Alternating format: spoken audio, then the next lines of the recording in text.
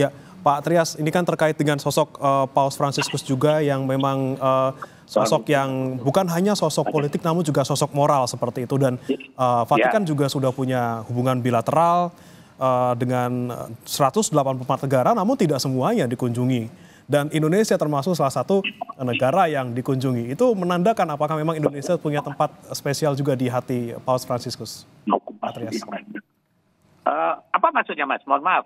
Ya, tentunya kunjungan Paus tidak ke semua negara yang punya hubungan diplomatik ya. Dan Indonesia menjadi salah satunya seperti itu. Apakah Indonesia juga punya hubungan yang spesial ataupun tempat khusus di hati Paus seperti itu? Iya, mohon maaf tadi saya terganggu ada sambil lihat breaking news dari Vatikan, Mas. Ya, mohon maaf, jadi saya agak terganggu ini antara mata dan mulut saya berbeda ini. Baik, Pak. Mohon maaf. Ya.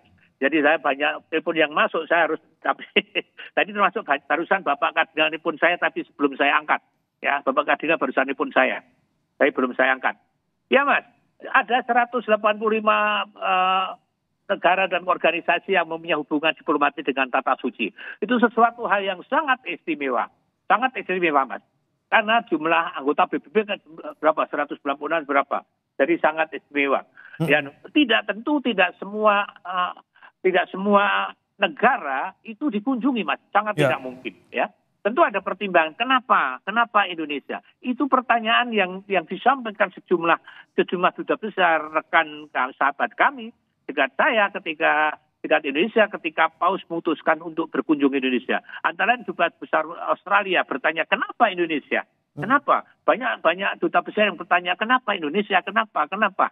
Itu pertanyaan yang why dan why itu yang akan muncul ketika itu. Dan saya katakan, ya kalau Anda tanya mengapa, yang paling tahu adalah Paus Fransiskus. Kenapa mengunjungi Indonesia? Tapi saya sampaikan, kenapa Indonesia? Karena Indonesia punya Pancasila. Karena Indonesia punya Bhinneka Tunggal Ika yang tidak dimiliki oleh negara lain. Itu yang saya sampaikan. Karena apa? Karena Paus sangat mengagumi itu. Jadi saya rasa itu menjadi pilihan Paus. Indonesia adalah negara yang jumlah penduduknya sangat banyak, 280 berapa 7 juta. Kira-kira itu. Ya. Tapi Indonesia adalah negara yang mayoritas penduduknya Muslim. Tetapi umat yang lain, umat Katolik, Kristen, Buddha, Konghucu dan sebagainya, dan keyakinan sebagai bisa hidup aman dan tentram. Ya, rukun. Ada tempat beribadah, meskipun tadi saya sampaikan harus kita akui dengan besar hati bahwa di sana sini ada persoalan. Tapi secara umum itu adalah yang baik, hubungan yang sangat baik. Maka saya sampaikan Paus sangat melakukan hal itu. Ya, kemudian kenapa Indonesia? Saya rasa itu menjadi pertimbangan Paus juga. Ya, selain itu juga Indonesia itu memberikan sumbangan yang sangat besar dalam misalnya dalam pengiriman misionaris di seluruh dunia.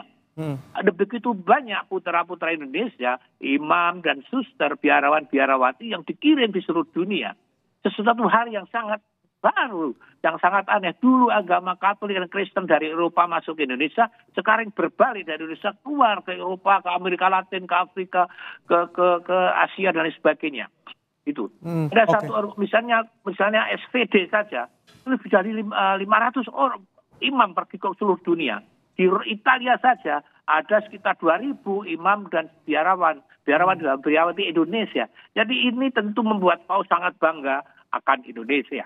Di satu sisi negara Indonesia sebagai Muslim terbesar, tapi bisa mengirimkan salah satu pengirim misionaris terbanyak gitu ya, Pak Trias ya?